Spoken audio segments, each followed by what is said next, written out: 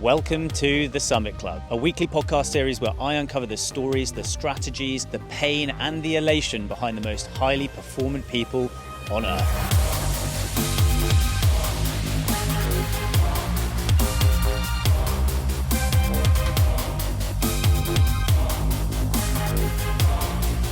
The Summit Club is based on one simple idea, that in the climb of life, there is no summit. Join me as we interview the very best performers across all human endeavors, as we uncover the tools and templates that they use to maximize their potential in their efforts to get to the summit.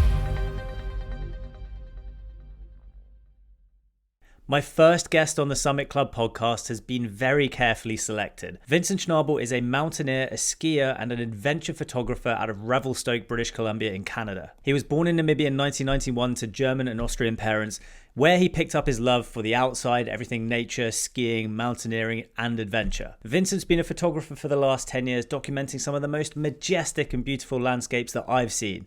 If you want to check out his art, all of his links are going to be down below in the description. I hope you enjoy this very first episode of the Summit Club. Vincent, welcome to the Summit Club. Hey, Tom. Thanks for having me, man. Amazing to have you, and paint the picture for us at the moment. So you are currently on the East Coast. Are you Canada or are you in America right now? Yeah, currently on the East Coast. Been traveling around Canada with my partner, my girlfriend. We live in a 20-foot travel trailer we tow it behind our Toyota Land Cruiser, and we've traveled all around BC. We've started out in Revelstoke, then kind of went south, did some climbing there, and then we went east through the Rockies, back through Revelstoke, down to the west coast, like Vancouver, Squamish area, and then across to the island. Then we took a ferry all the way up north to Prince Rupert, and then we explored northern BC for a while, then back down and through the Rockies, and kind of made our way out east to Nova Scotia, where we are now. What's the longest you've stayed put in one location? Because it sounds like you are all over the place all the time. Always on the move. Yeah. Where's the longest we stayed? Sometimes like 2 weeks. We'll stay somewhere for like 2 weeks, and that's pretty long. This will probably, like at my parents' house here, and around Nova Scotia will probably be the longest. It'll be like 3 weeks or so, and then yeah. And you're ready to get out there, right? You're itching to get out on the move. Where's next? Where are you heading next? Next, we're actually moving to Golden for the winter, which is like an hour and a half away from Revelstoke. It's just on the other side of this mountain pass called Rogers Pass, and it's kind of in between the Rocky Mountains and then the Selkirk Mountains there. But yeah, nice. Yeah, I'm familiar with Rogers Pass. I think one of your landscapes is one of Rogers Pass, where there's like an avalanche area, like a super dangerous avalanche risk area. Is that right? Yeah. Nice. And you grew up in Revelstoke? No, I actually grew up in a little town called Chase. It's like about an hour and a half from Revelstoke. But I did go to Revelstoke as a kid sometimes because I ski raced growing up as well. And we went there for some ski races and competitions there. And just, it was like, back then it was this tiny little mountain. It had one chairlift, and it only went up to like where mid-mountain is now. And it was very different back then. Nice. Are you into any of the ski films, like the classic ski films, like the Warren Miller type stuff? Are you familiar with those films? Yeah, definitely grew up watching some of the Warren Miller stuff. I kind of forget the names now. We did go to watch some of those premiere and stuff, and then nowadays I watch a lot of like Matchstick Productions and Teton Gravity and stuff like that. They kind of dominate that. Incredible. Yeah, my favorite was Cold Fusion growing up. That was the one thing that got me like completely hooked on skiing and everything mountain based. I was like, goddamn, like Glenn Plake, absolute icon with the mohawk.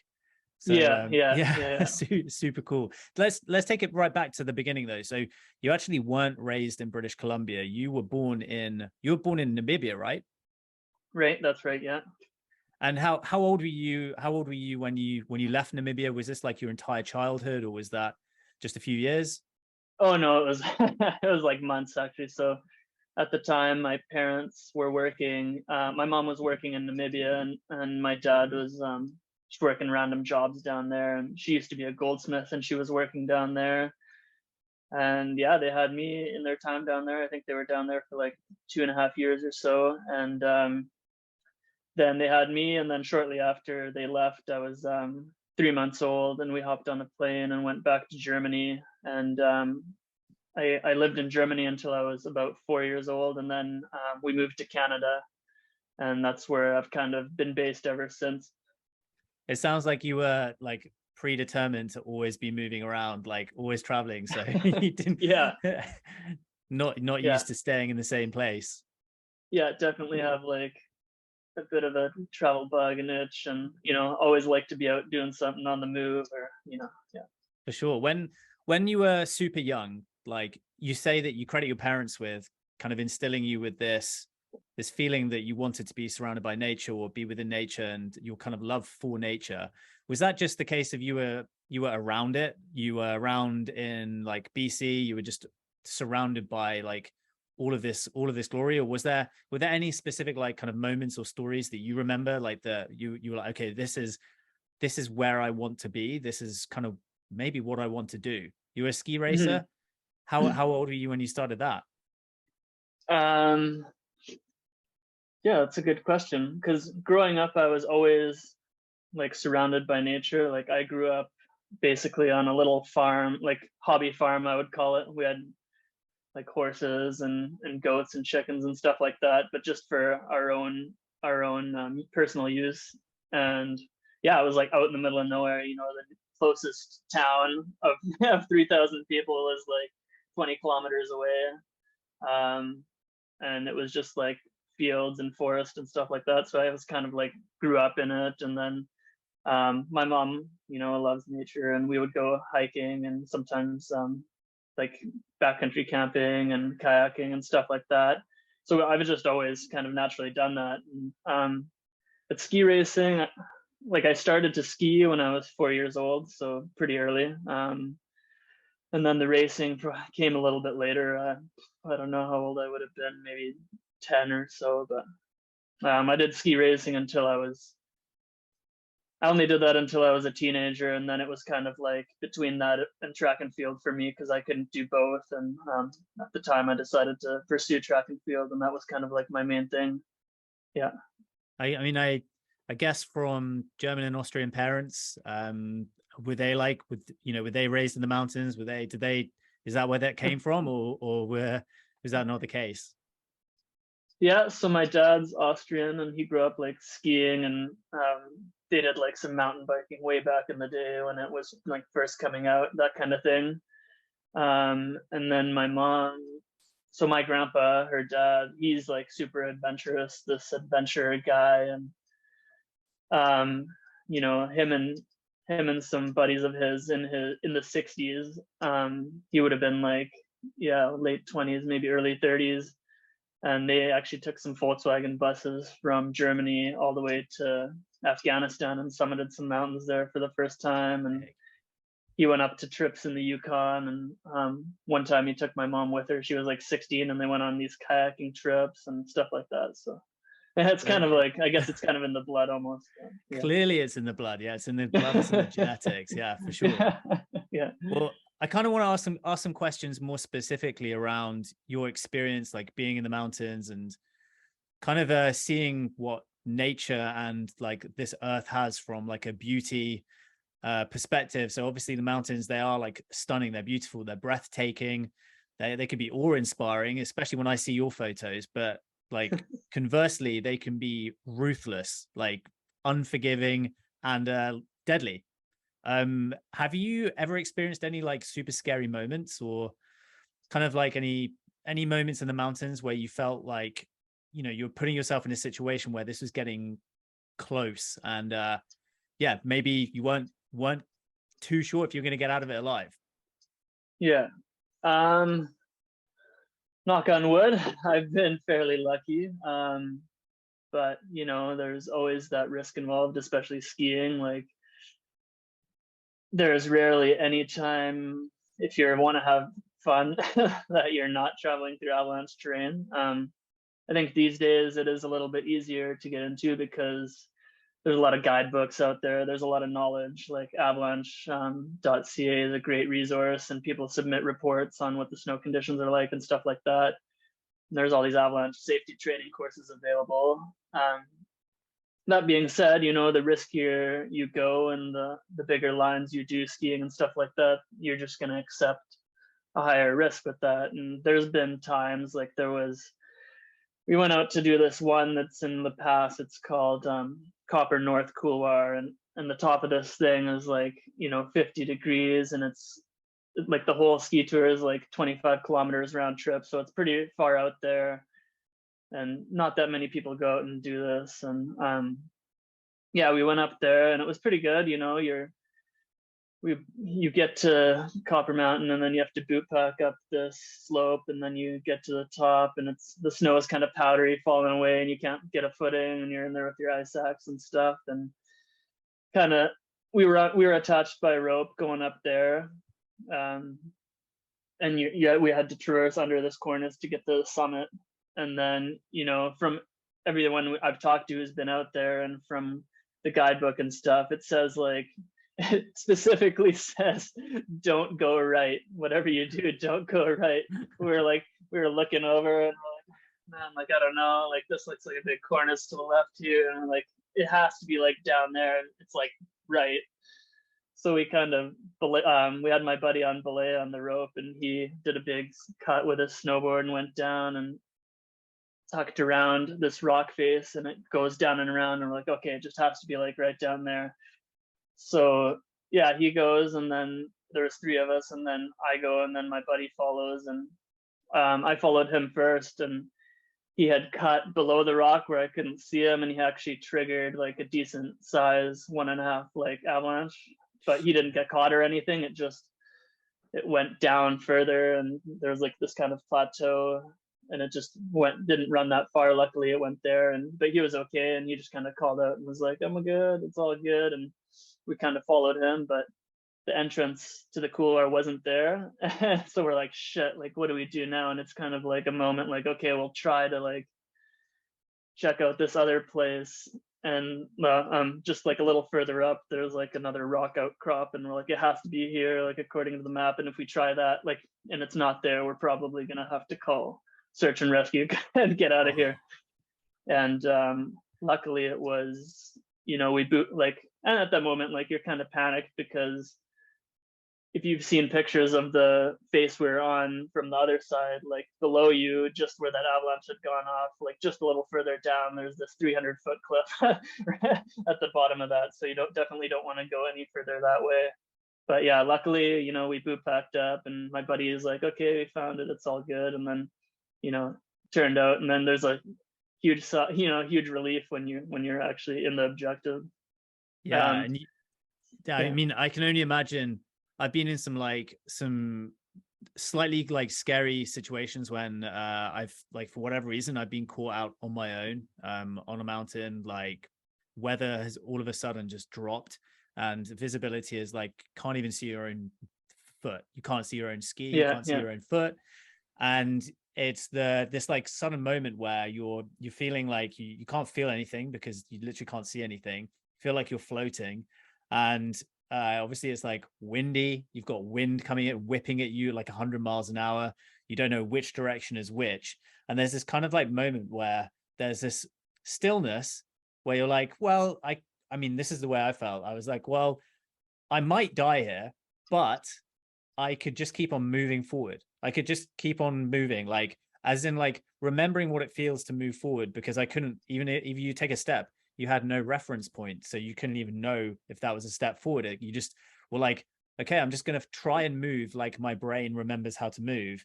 And that's the best I can do, because I know that if I stay out here, I'm probably gonna die. So I need to at least keep moving forward.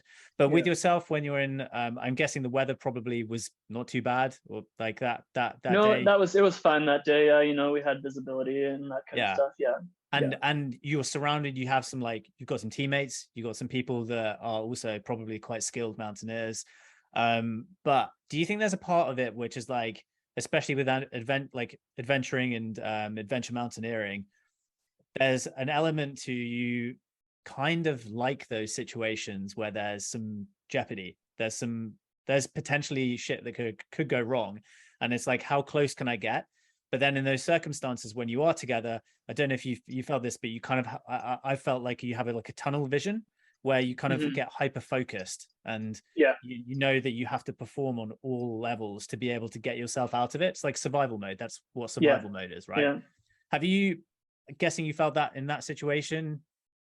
Yeah. Well, you're basically like, in the zone, and anytime I drop into something where there's a chance of an avalanche or something happening like that, it's like ultimate focus, and everything else kind of, all the bullshit fades away, and you're just like focused on that task in that moment. And yeah, you just gotta, it's what you gotta do, Yeah, it's not one of those things that you want to feel too often, but yeah, no, it feels, kind of it's makes you like feel alive, bittersweet right? because it feels like you feel alive, but yeah. And I think that's like the feeling a lot of people chase, people who are mountaineers or ski tours and that kind of thing. You kind of chase that feeling a little bit.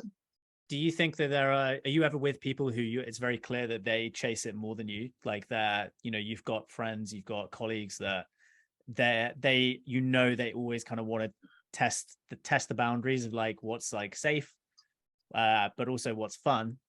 Do you have those friends that you hang out with? Yeah, for sure. Yeah. I'd kind of classify myself somewhere in the middle. Like I like to push it to a certain degree, and I don't do it like every time. A lot of my ski touring, you're still doing like gnarly fun stuff, but a lot of it's relatively safe, so to speak. But I do have some buddies out there who are pushing it a little harder, and that envelope, you're getting closer and closer. So, but I do that too sometimes, but it's not all the time. And there's a few people I know who are like, yeah, that's what they're chasing for sure. So when people ask you what you do, you are a mountaineer, you're a photographer, like to some extent you're an adventurer, you're always in different places. You're also a skier. Do you Yeah. just some people ask you, do you just say all those things, or is there like one thing that if someone was to say, Vincent, he is amazing at this, like what would you say it would be?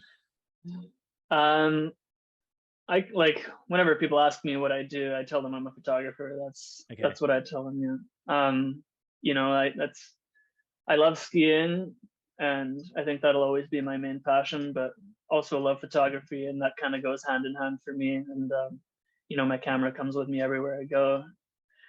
And obviously I don't get to ski half the year because I'm not down there. Well, I could, but I'm not chasing snow down in Chile or anything like that in the summer. So yeah, no, I like both seasons, but I do photography year round, like whether it's for myself or whether it's for work. I do that. Yeah. Well, tell me a little bit about how you got into photography. So when do you remember, was this like you got given a camera at some point, or was this iPhone stuff and then you then migrated, like you evolved up to DSLR, or what was your journey with photography? Yeah, so for my journey, you'd probably have to go way back. I like we've said, sports was my whole life for so long, and I actually pursued track and field until my early 20s. And I was on, I was going to Canadian national champions, that kind of stuff, and I medaled there twice. And then I was kind of chasing this dream of becoming an Olympic athlete. Javelin was my main event. Wow. And I just sustained several injuries, stuff like that. I was just in university because of the sports and didn't really, and then one thing led to another, kind of fell out of the love for the sport, and no longer had the dedication. And yeah, ended up dropping out of school, not knowing what to do, and ended up like bartending, falling into the partying scene a bit. And, that only lasted so long. It was a lot of fun. I was young, and but eventually, you don't really have it. You feel that you've got this loss of purpose, and this thing I've been chasing is gone. So yeah, I kind of picked up and started over, and ended up moving back in with my parents and looking for a job or what to do with my life. And I always loved skiing growing up, loved being outside, and I moved to Revelstoke, and that winter really changed things for me. I had a hospitality job there as well, but I went out and skied like 100 days that year at the resort and started dabbling in the backcountry, and made a ton of good friends, like from all over the world, Australia and Europe. And yeah, and then I would just start taking my phone with me and taking photos, and loved doing that then. Wasn't really pursuing photography yet. And then the following summer, I moved to Lake Louise in the Rockies, beautiful, classic place. And then one day I went out with a buddy of mine, and he had a camera. He was like, actually, I think he had done like skateboard photography or something like that in the past. And I was serving with him there and working, and he let me borrow his camera and kind of play around with it and try it. And yeah, ever since then, I kind of became a little bit obsessed with it, and went out the following week and bought my own camera. I had all this tip money. I remember I had it in this toolbox in the back of my beat up old car, and drove to Best Buy and bought my first camera. And yeah, that's what I spent my time doing in Lake Louise and the Rockies, and taking photos and learning all the different things, and just kind of self-taught with YouTube. And yeah, that's kind of where it all started for me. And it's come and gone throughout the years. Like, I've done other career paths, like to make a living. Photography was always kind of this side hobby or creative outlet for me, but kind of just stuck with me over the years, and I've just always loved doing it. Well, for the like camera dorks out there, can you remember what your first camera was?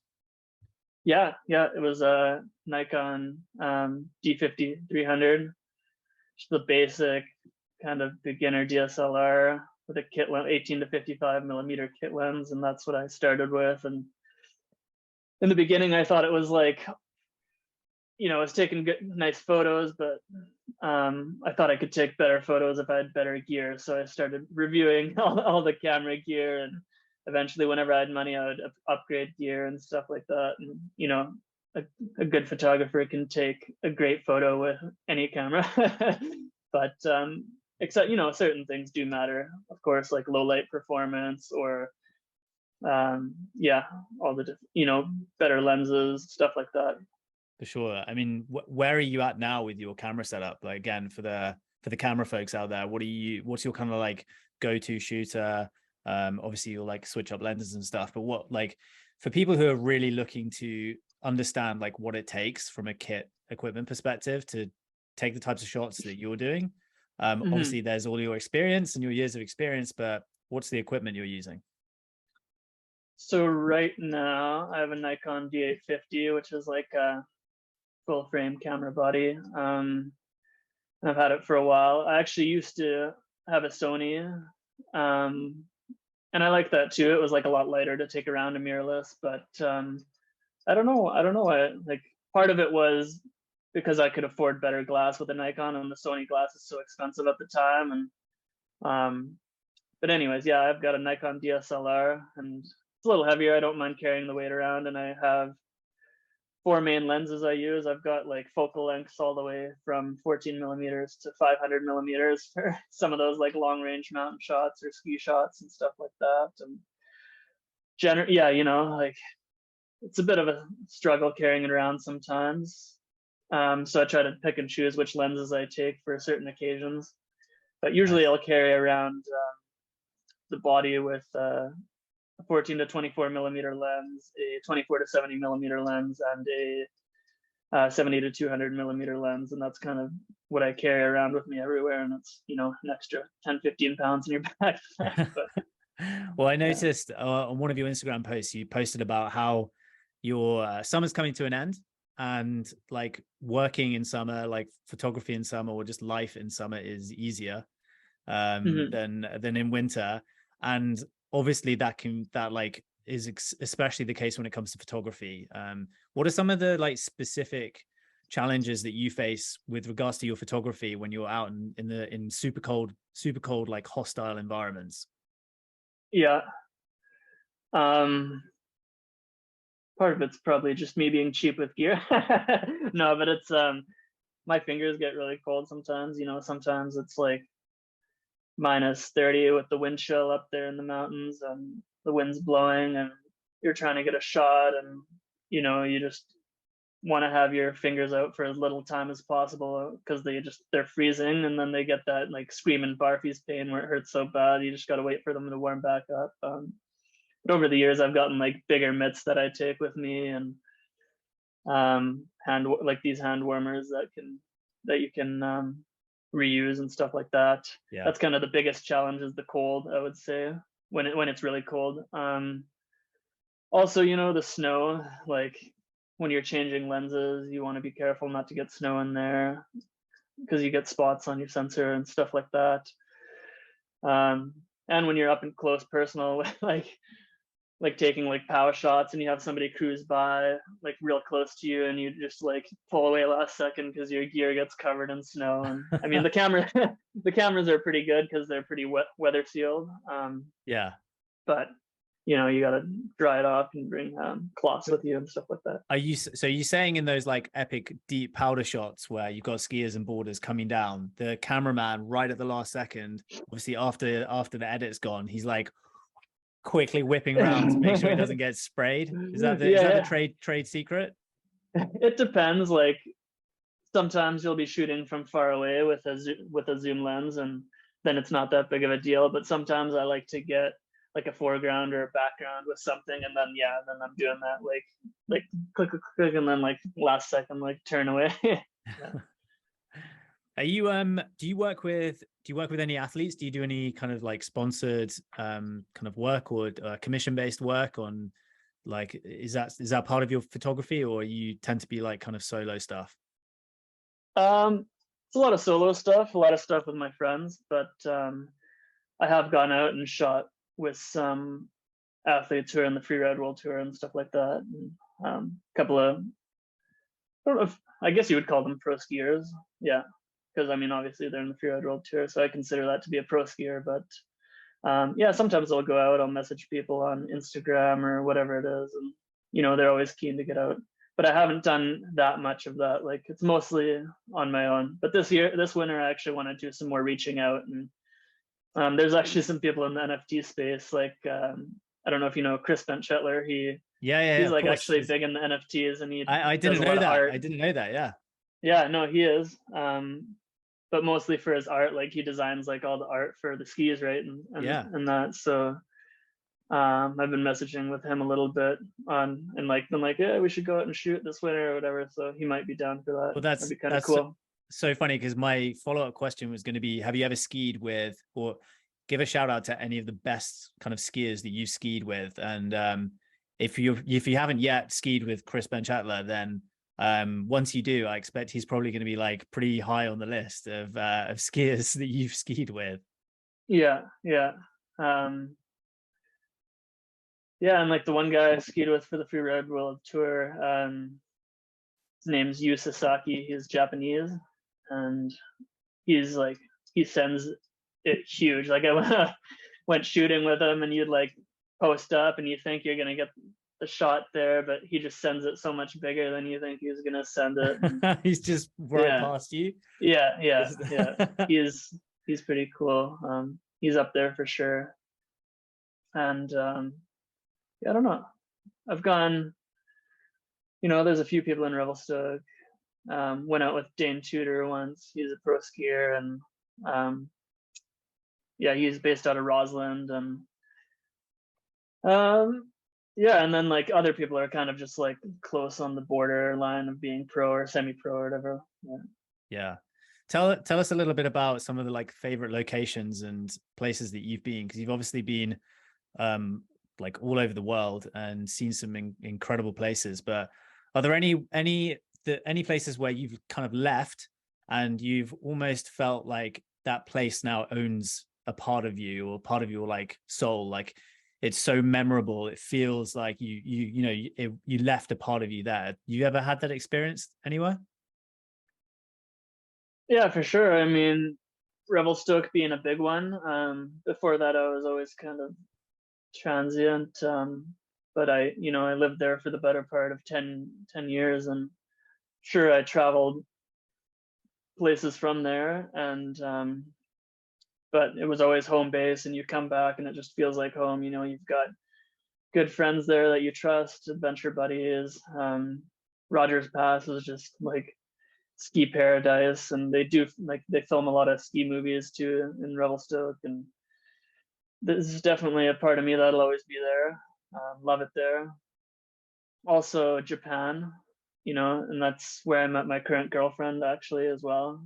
So that's kind of another thing that ties me to there. But Japan is just like incredible snow, so light and fluffy, and they get so much of it. Although, you know, their terrain's not quite the same as North America, but it's still pretty epic. And you're skiing on volcanoes a lot. Yeah. And when were you in Japan? I think it's 5.5 years ago or so now. Yeah. Where were you staying? Where were you living? I was in Niseko and up in Hokkaido. So it's like the northern island, yeah. And yeah, renowned in the kind of like ski industry and the snow industry as having just like the deepest, fluffiest, always snowing, relatively poor visibility most of the time. But just renowned for like the neck deep POW. Obviously, clearly that was like must have been heaven for you. Yeah, it's all true. But yeah, no, it was really cool actually, because I was on a working holiday visa there, and I worked at this like little, you know, Niseko is not that bad to travel to as a Westerner because it's so westernized there, and there's a lot of Australian influence and a lot of English speaking people who travel and work there and do ski holidays. But I worked at this one little bar that was still kind of owned by locals, and you know, it was called Bar Baramba, and it's like this old dank kind of car garage, I think it was what it used to be, but you kind of had to like crouch down and go under to get in the door. And the bar, you know, it was Japanese speaking owner, so we kind of didn't communicate all that well all the time, but you know, he was super funny guy, super nice guy, and he actually let me stay there for free. But my accommodation was like this like curtained off area behind the bar, and you had to crawl even further down, and it was like this 6x6 plywood door. And yeah, I had to like sit like this on my bed, and that's all I had was like a bed and this little tiny room. And yeah, but he let me stay there for free, and most people were paying like I think 700 US or something like that a month for a bunk bed. Yeah, it was kind of cool. Yeah, whereabouts anywhere else on earth that like you feel like connected to? You know, Europe, Germany, of course, because that's where I'm from. That's more, yeah, just family stuff. And then, yeah, like this was not ski related, but we did this trek through Nepal and through the Himalayas there, and it was like close to 300 kilometers over 19 days, just through the mountains and over these mountain passes. And it's actually called the Three Pass Trek, and it meets up with Everest Base Camp, and we went and did that too. But yeah, it was so beautiful there, and the people were super nice, and you know, it's actually super cheap to travel there as well, which is it's kind of nice too. But yeah, those mountains are so impressive. That must obviously been like a bucket list item for, you know, people who are mountaineers. Is there any part of you that's like, when I guess you got to Everest Base Camp and got to look up, and was there any part of you which was like, yeah, maybe one day. Yeah, maybe one day, yeah, for sure, of course, you know, you look at it and you see it, but I don't know, I think I'd rather do something not as popular if I'm going to do something like that, because now Everest is just known as being so commercial and so busy. But when you say not as popular, do you just mean maybe more dangerous, or more you get, as in you get more clout from, because obviously now like Everest has become relatively sanitized because it's become super commercial, and it's, you know, we see these photos every single climbing season where you have hundreds of people in a string going down from the summit, like making their summit attempt. And So a lot of people, it's like, why would you just want to be one other person just in a line? Everyone's just going up. But obviously there's still huge amounts of risk. Still people die every single season. But I definitely feel like the Everest has now lost its kind of like sheen of kind of mountaineering glory. There are people looking for other things. There are like many other mountains out there where people are looking to try and conquer. So yeah, I guess there's probably that, you feel a bit of that. You want to test yourself elsewhere. Yeah, I think definitely a little bit of that. Like I kind of like getting more shots and going to areas that people don't see all the time, and that definitely has a driving factor. That being said, like Everest is still Everest. It's the biggest mountain in the world, Yeah. And it's no joke.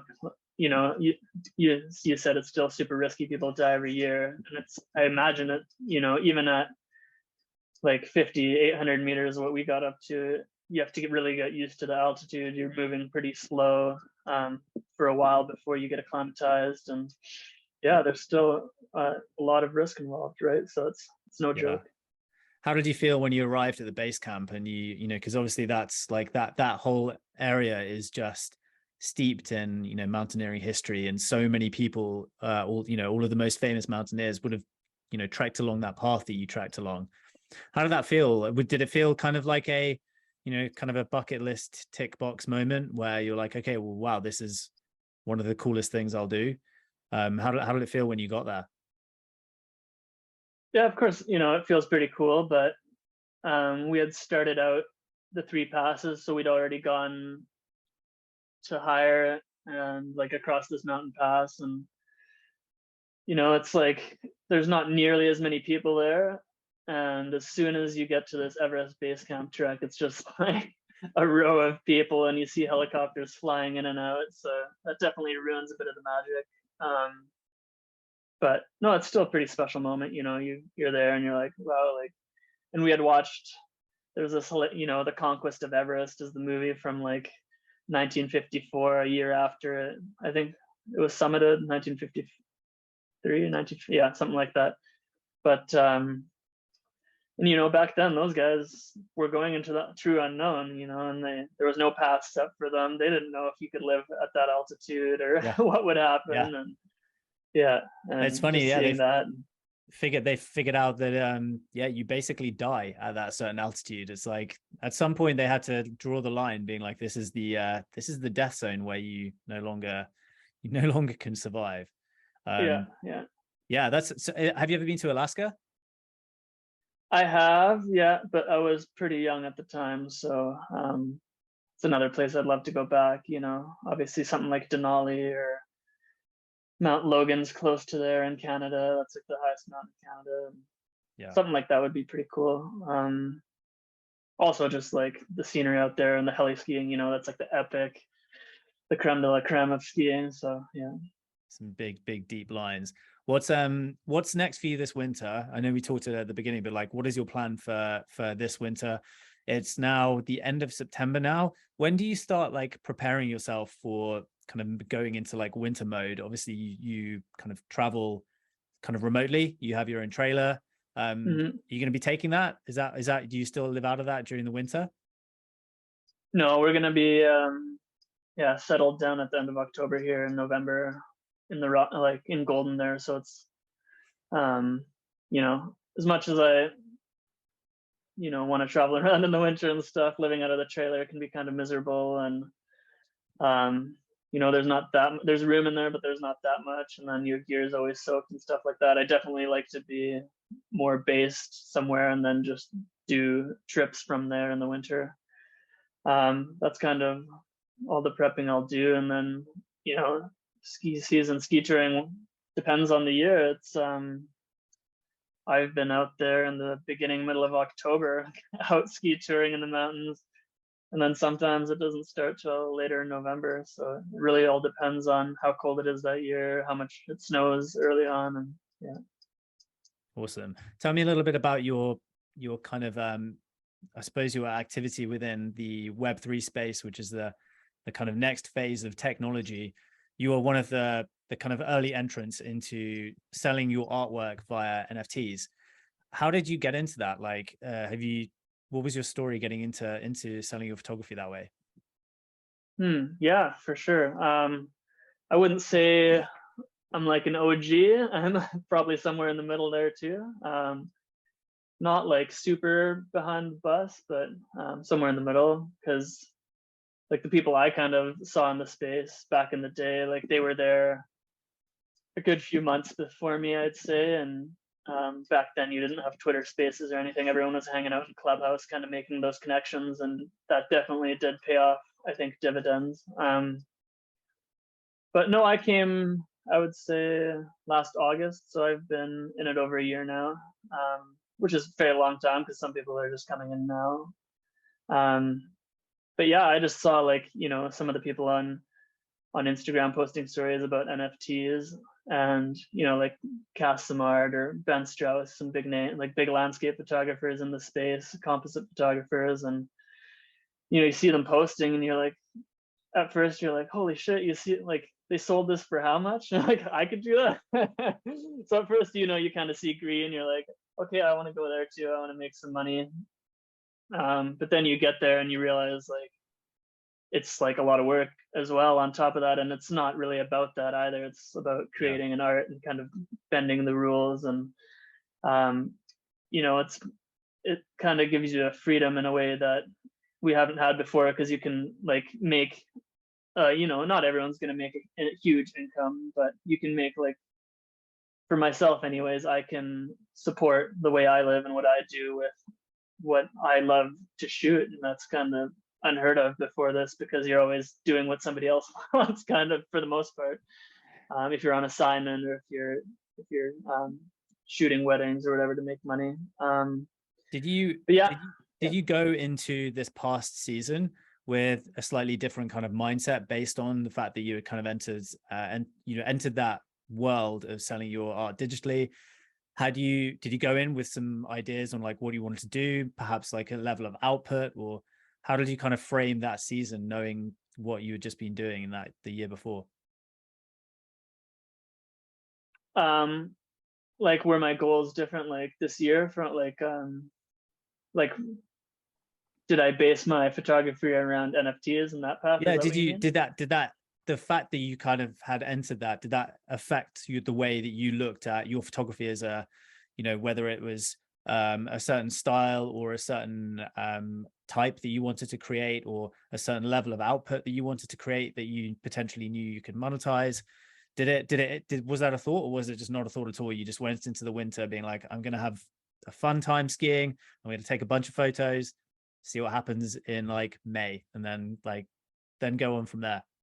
Yeah, no, for sure. I think it did to some degree, because you know, I do love landscapes as well, and like more like big foregrounds, and like drawing you into the sea and big skies. I love stuff like that, and that's kind of like the first collections and stuff I minted in the NFT space, because that's at the time, you know, what I saw selling. But I realized that way you're not really standing out, because although I do have a particular style and it's kind of colorful and stuff like that, there's so many landscape photographers out there, and there's not that many adventure photographers out there. Like, I know there's some for sure, but there's not many adventure photographers in the Web3 space, in my opinion. Yeah, so the adventure stuff didn't really change, because I've always been doing that and I love doing that. But the mountain stuff definitely was a collection I put together to kind of signify a style and a certain look for myself, with my landscape stuff and my love of mountains. I already had a pretty big, like, I had already enjoyed shooting mountains in that style before, and I had quite a few already that I went back and re-edited and put together. And then I thought, you know, this could be something that really stands out, and that's you know, mine, like me, that is me. And then I just went out this summer and just slowly started collecting more mountain peaks, and going out and shooting that, like focused on that. So as far as that collection goes, that was kind of definitely influenced by the Web3 space. As this, because I just wanted this like cohesive collection that looks great and it's in my style, and that's kind of what that is. And then I consider my adventure photography is kind of like my true love, and that's my one of one more high ticket item pieces. And I don't need to like sell that right away or worry about, you know, pushing that as hard, but that's like what I love doing and what Yeah. Awesome. Well, if people want to check out your collection, they can do it. Is it it's called Let's Move Mountains? Yeah. Let's Move Mountains, and it's available on Foundation. Is that correct? That's on Foundation, yeah. Yeah, awesome. So if they want to check you out, I would highly recommend checking Vincent out on his Instagram page at the very, very least. Has like genuinely some of the best photography, mountain photography I've seen. And like he said, quite limited adventure photography within the Web3 space, which is one of my special areas of interest. And so, yeah, if is there any place else they can check out your work? Are you post across any other channels, or is that the main place? Yeah, no, you can find me, you know, obviously you can't really see a gallery on Twitter, but I'm on Twitter, just Vincent Schnabl, Instagram, Vincent Schnabl. I have a website too, vincentschnabl.com. And then, yeah, that's, you know, my NFT collections on Foundation, of course, and super rare as well. And yeah, that's pretty much everywhere you'll find my work. Awesome. Well, dude, I wanted to thank you so much for being the very first guest on the Summit Club. I kind of had you in mind for quite a few months now. So when you said like, yeah, you'd be up for it, that made me very happy. So I couldn't think of a better guest to be the very first guest on the Summit Club podcast. And hopefully I get to shred with you at some point in the future. I think that would be pretty cool. Yeah, for sure. Meet you somewhere. You can show me how to do it properly. And yeah, otherwise, I wish you the very best, and perhaps get you back on the podcast in sometime in the future. Yeah, for sure, man. Anytime. Love to do it. Happy to. Awesome, dude. Wish you the very best for the winter. Have an amazing time, and yeah, cheers for hanging with me today. Yeah, thanks for having me, man. Peace, man. Peace. I hope you enjoyed that show. If you haven't already done so, hit the like button down below. Make sure to subscribe so that you can learn from the very best that I'm going to be interviewing at the Summit Club. If you didn't know this already, I also have another podcast called The Unorthodox Podcast that I do with my co-founders, Liam and Mark over at Unorthodox. We're a Web3 marketing consultancy. If you want to go check it out, it's quite a lot of fun. If you want to learn a bit more about crypto and everything Web3, that's the place to come check it out. We interview some of the most interesting people within Web3 and also executives across some of the biggest brands on the planet. Come and join us. The links are also going to be down below in the description, and I'll see you next time.